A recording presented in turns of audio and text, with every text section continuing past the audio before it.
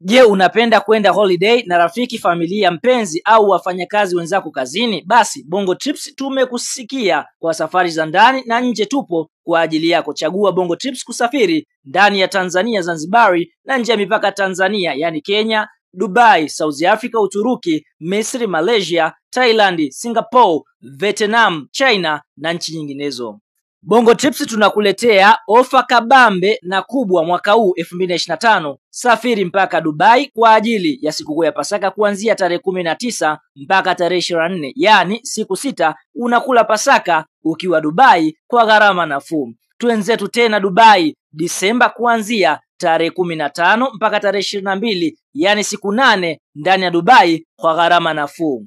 Na trip yetu babu kubwa msimu huu ni ile ya sikukuu ya Christmas mpaka mwaka mpya 2026, ambapo utaweza kusafiri nchi 3: Malaysia, Thailand na Singapore kwa gharama nafuu kabisa, yani kuanzia tarehe 23 mwezi wa 12 mpaka tarehe 3 mwezi wa kwanza 2026, yani siku 13 ndani ya nchi 3. Kwa mawasiliano zaidi tupigie simu namba 0752213715 au simu namba 0754557877. Pia unaweza kutufuatilia kwenye mitandao yetu ya kijamii Instagram, TikTok na Facebook kwa jina la Bongo Trips, au tembelea website yetu ya www.bongotrips.co.tz. Kama ni mara yako ya kwanza unatembelea chaneli yetu ya Top 5 Media, tunakuomba ubonyeze neno subscribe, kisha kwa chini itatokea alama ya kengele. Tunakuomba ubonyeze kengele hiyo ili uwe wa kwanza kupokea taarifa katika chaneli yetu. Asante.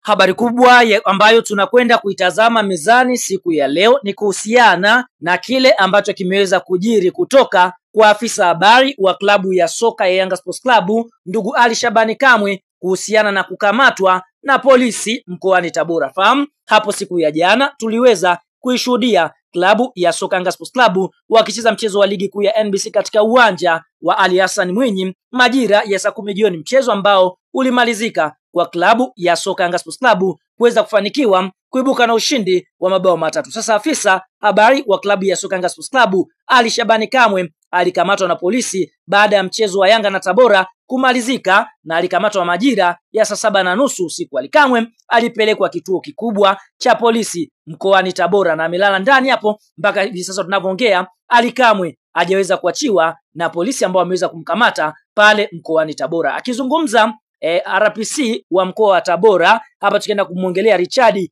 Abwao, ameweza kufunguka kuhusiana na sababu za kumkamata Ali Kamwe. Tunanukuu maneno ambayo yameweza kutolewa na RPC Richard Abwao ambaye ni kamanda wa polisi mkoani Tabora, ambaye kwa upande mwingine ameweza kusema hivi: ni kweli tunamshikilia Ali Kamwe ambaye ni msemaji wa klabu ya Yanga na tunamfanyia mahojiano kwa tuhuma za kutoa maneno machafu kwa viongozi wa serikali na kutoa taarifa rasmi baada ya mahojiano kukamilika. Kwa hiyo tunaona RPC wa mkoa wa Tabora Richard Abwao ameweza kuthibitisha sababu za Ali Shabani Kamwe kukamatwa ni kwamba aliweza kutoa kauli ambazo kwa upande mwingine kauli hizi alitoa maneno machafu kwa viongozi wa serikali wa mkoani Tabora. Kwa hiyo ndio maana wameamua kumkamata na kwa sasa wanaendelea kufanya naye mahojiano. Pindi tu taarifa itakapokamilika, basi moja kwa moja watakwenda kutoa taarifa rasmi kwa kile ambacho kimeweza kujiri. Lakini vile vile akiripoti ndugu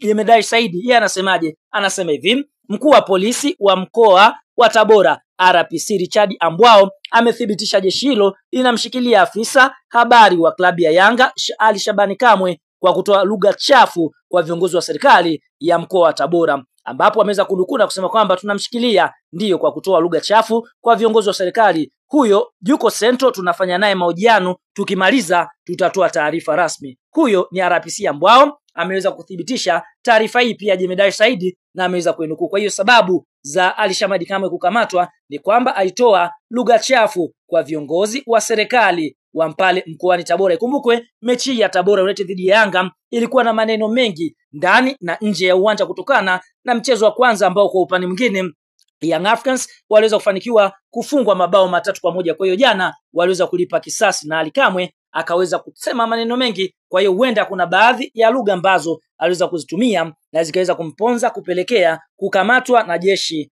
la pale mkoani Tabora. Nini maoni, mtazamo kwa hiki ambacho kimeweza kujiri kwa ndugu Ali Shabani Kamwe? Una nafasi ya kwenda eneo la comment na kushare nasi maoni yako.